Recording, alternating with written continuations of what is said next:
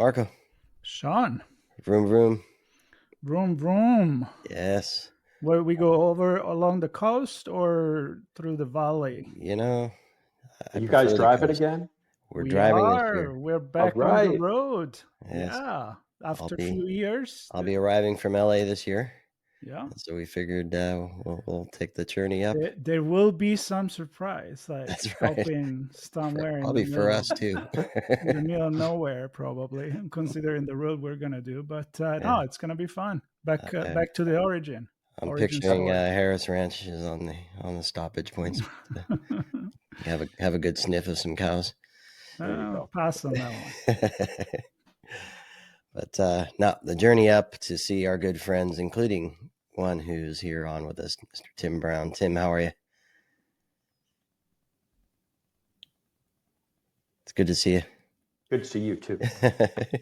It's been a while. It's been a while, and I'm excited to catch you in person. You have a busy week in San I Francisco. do. Yeah, a lot of good sessions. Yeah, Should be a good RSA. I'm looking forward to it. yeah. There's a lot of energy this year. I don't know what it is. People just seem to be excited to get back together with each other and have some good conversations and be the one community that we all know supports each other. Maybe that's it. Um, and a lot of good sessions this year. I know. Well, let's start with you have two sessions Yep. on the main RSA agenda. Um, can you tell us a little bit about those Yeah, two to kick things off? absolutely. So similar format on both of them. Okay. So one is the CISO Bootcamp. So that's those aspiring to be CISO. And we're just going to do an Ask Me Anything. So, you know, been at SolarWinds for 8 years, went through a major incident. Lots of people have questions around, that. Lots of people have questions around kind of what all of the, SEC stuff that went on are and kind of the process flow around that type of thing.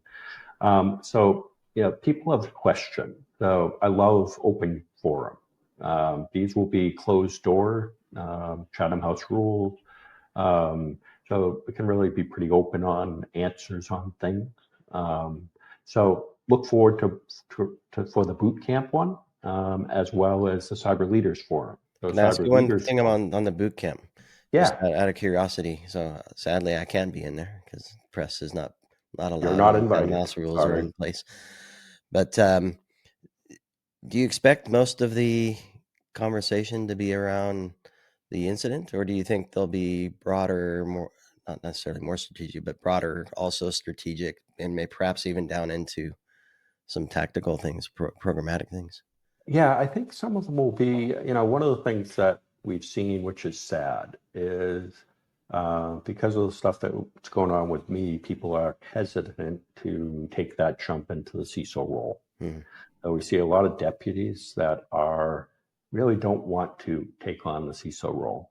So, I think one of the things that I'm trying to be as an ambassador to grow, right? And the job is still a great job. It's a great role to have. It gives you a lot of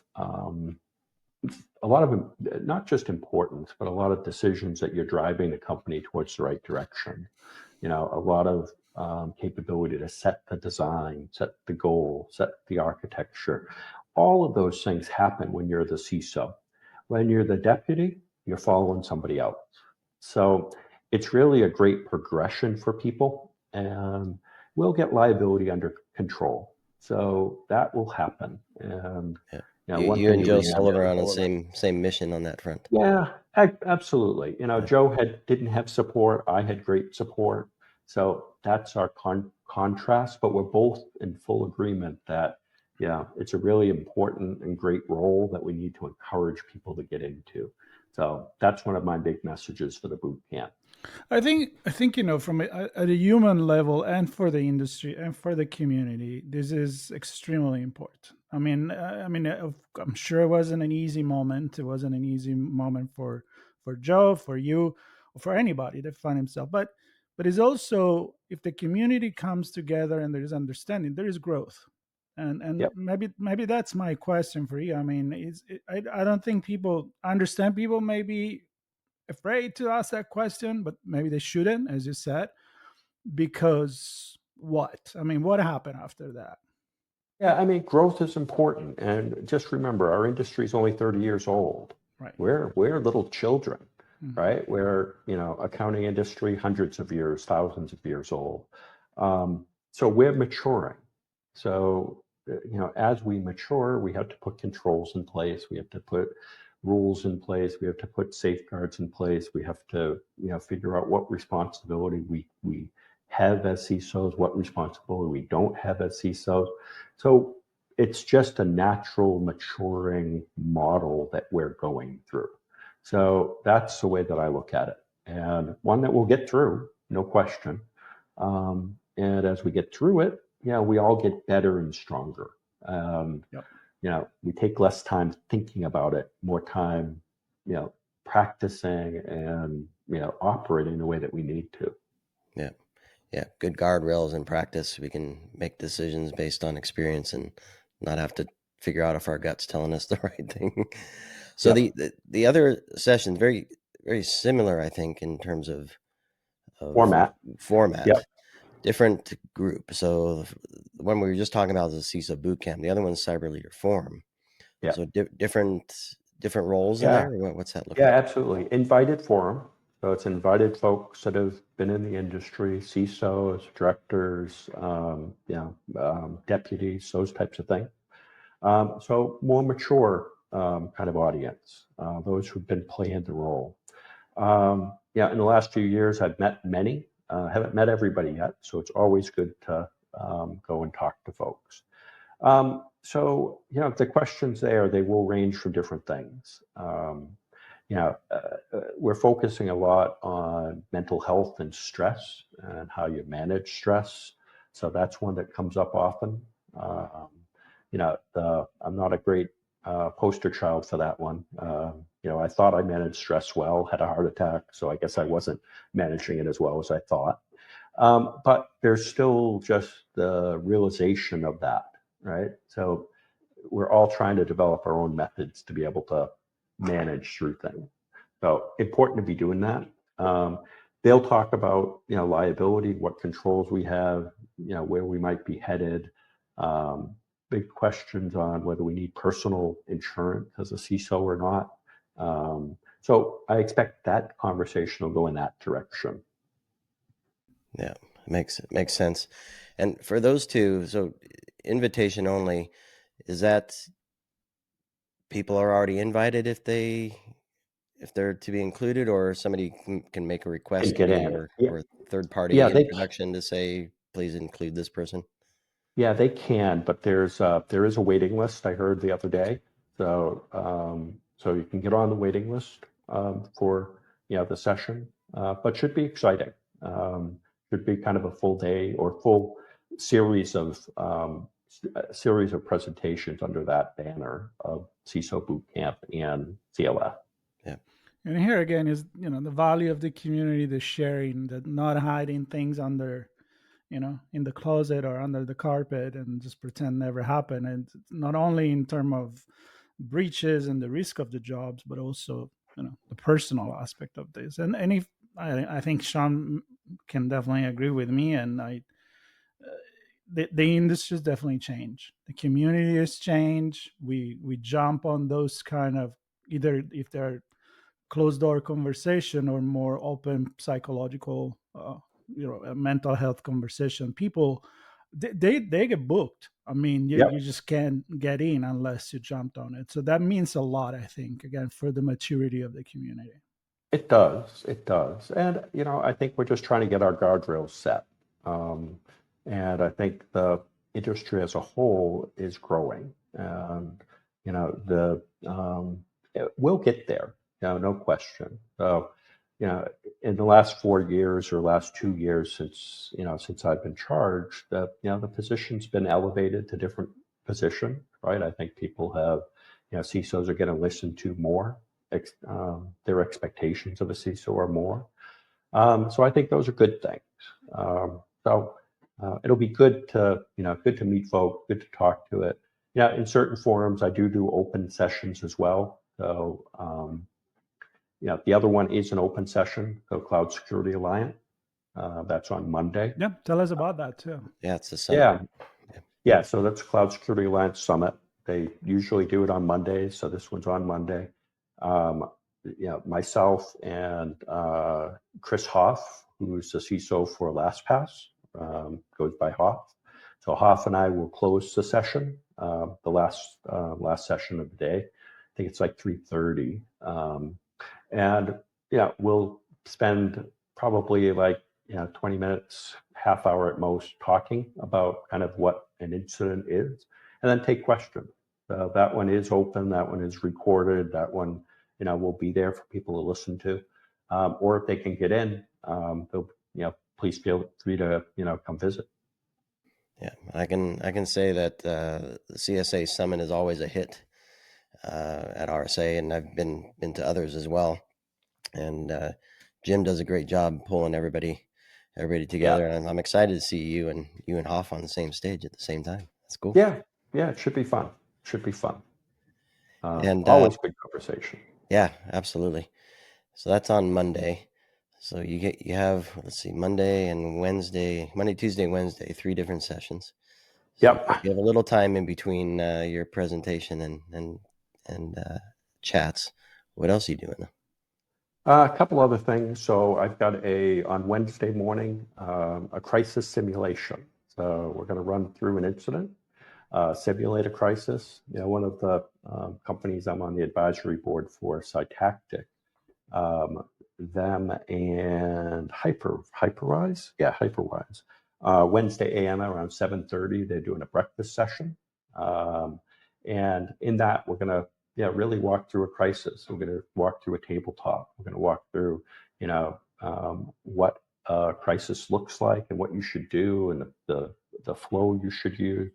One of the things that I discovered going through the sunburst incident was, we're making decisions at the most, stressful time of our life. We have people making decisions. And there wasn't a lot of automation, not a lot of workflow out there, not a lot of guidance. So I came across the Cytactic folks who were really automating some of that process and helping with guidance, helping people make decisions with knowledge and help during that cycle. So that's what we're going to cover on Wednesday morning. That's super cool. And Marco will probably echo what I say. I mean, even in non-stressful time, if you don't have a picture of something happen, what's next, which he and I are kind of working through some of those things for ourselves. If you don't have that in place, it can be stressful. In a time of stress, adding more stress can be overwhelming, which is not cool. Yeah.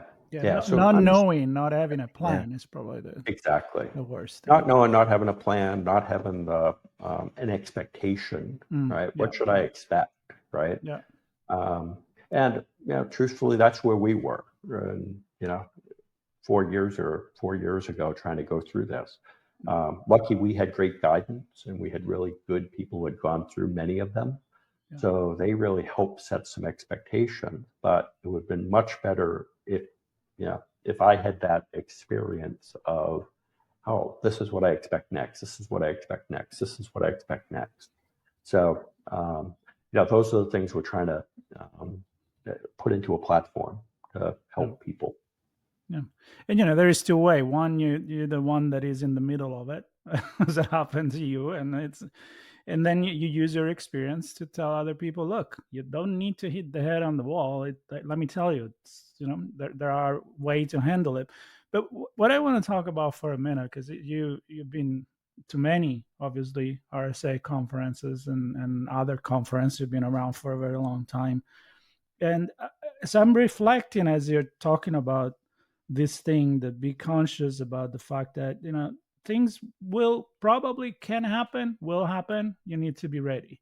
Years ago, it was more like any vendor will be like, yeah, we just don't make it happen. And it was just setting up for failure. Not being ready because somebody tells you, yeah, you're waterproof, 100%, you're good. It doesn't prepare you for reality. No, not at all. And, we do our best. We can do the best we can to be able to be resilient. But bottom line is stuff can happen, right? And I think now the industry is looking at, well, if something happens, how do I limit exposure, right? How do I limit damage? I'm a real believer that the insider threat, it's going to grow. And that's going to become an easier method to be able to infiltrate a company. Yeah. So now we have to Seeing a think lot of about, things on that already. yeah, we have to think about modeling, right? What if so-and-so is compromised? And that comes into my planning and play today as far as thinking about, okay, well, what if this person becomes compromised, right? Do they have the keys to the safe or do they not, right? What can we do to put in place to protect them, the person? What can we do to put in safeguards to protect the company? So we have to start thinking that way because, as we put more and more safeguards in place, it's going to become, more, it's going to become much more of a better business model to go after an insider than it is to infiltrate a company in other ways. Just be cheaper, easier, all of those things. So, we have to start thinking assume breach everywhere. So we have preparedness for response. We have insider threat and identity risk management, if you will. What other things are you seeing shifting in the CISO role Supply that you've been looking chain for? Okay. is a big one. Yeah. As a vendor and a consumer, right? One of the things that we see as very important is for us to understand what makes up our software, understand who built it, how they built it, be prepared for, some of the components potentially being tainted, right? We've had some wake-up calls on tainted libraries, and we have to take them seriously because we're only seeing the ones we find, right? Not ones that have potentially been tainted for use by other that could be out there. So if we don't know their end product, then how do we know what they're doing, right? How do we know what has been going on? So improvement in supply chain, improvement in requirements for vendors for supply chain, all of those things, more transparency as we talked about, all important for us to move the needle, right? And, basically move the needle for everyone. We're not set up as Right. an industry to be able to handle the amount of data that comes from vendors. So we have to change that side of the world too. People aren't ready to consume the information yet. Yeah. So there's the makeup of stuff, and then there's the runtime of stuff. Do you see that? Are we there yet? No, we're For not there yet. monitoring? Yeah. Yeah, we're not there yet. I mean, Yeah. one of the problems is the monitoring of what's good and determining that traffic is good or bad, or the just like user behavior analytics, we need system behavior analytics, application behavior analytics. What is the normal characteristics of my software? And then if I go outside of that, something's going on, right? So I think we'll get there. Yeah. I think we'll get there. You have to remember, technology is advancing so fast. And, we talked about AI from a potential perspective, but if you look at what AI can give us, how it could advance what we're doing and where it could advance deviation from normal. There's a lot of models that help, things that we couldn't do because of lack of compute, lack of applications, we can start doing today. So that gets us excited. Yep, sure is exciting. And you know what? I'm excited to see you there. I hope we get an opportunity to hang out. I know you're busy, but it will be nice to catch up at a personal level with you and many other people. That's why we go to these conferences, and that's the excitement, to learn from each other, but also to bring that human touch that we all need, right? Absolutely. Yeah, it's always a great opportunity. So now you guys just have to drive safe and don't have any exciting times on the drive over. Not too exciting, exactly. Yeah, we'll probably record a podcast as we drive. We'll see. Right. It's a rental car. Who cares? Boy, stay away from the cows, Marco. That's all I'll say. Oh yeah, I'm not gonna go in. Although some people are expecting cow shots in the podcast, but No, we'll have to see. I don't know. That's the I don't surprise. know No about that. That's cows. a surprise. We'll see what happens. We'll Yep, see what we'll watch happens. the adventures. Yeah, but what I know for sure is that we are going to be there, of course. RSAC Conference 2025. And we'll get there on probably Saturday, hang out a little bit on Sunday, and then Monday, Tuesday, Wednesday, Thursday is going to be full. That's the 28th to May 1st. And we are really excited, and everybody should stay on and follow us and subscribe, because pre-event, which also known as chats on the road, Chats on the road. And then a lot of content when we're there. Something really fun, something special too, like the DARPA. Setting up on Monday morning. That's how we're gonna start. So we'll get an inside of with cameras and mics and talk to the people that are organizing this really fun new event. Actually, excellent. So that's gonna be fun. Stay tuned. And Sean, your final word. I'm just excited to see my good friend Tim, and thrilled to know you're engaging with the community. I know people value you as you, and you as your role as a CISO, and I think the future is bright for that role.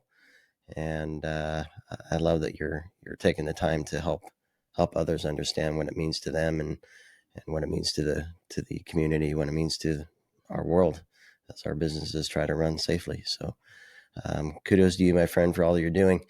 And if you can, get invited. If you can't, connect with Tim some way or another. And you can certainly see him and Hoff on stage at CSA for the closing there. So definitely that's one spot you can catch him on Monday. So thank you, Tim. It's good to see you, my friend. Absolutely great to see you guys. We'll see you at RSA. Yes, of course. Absolutely.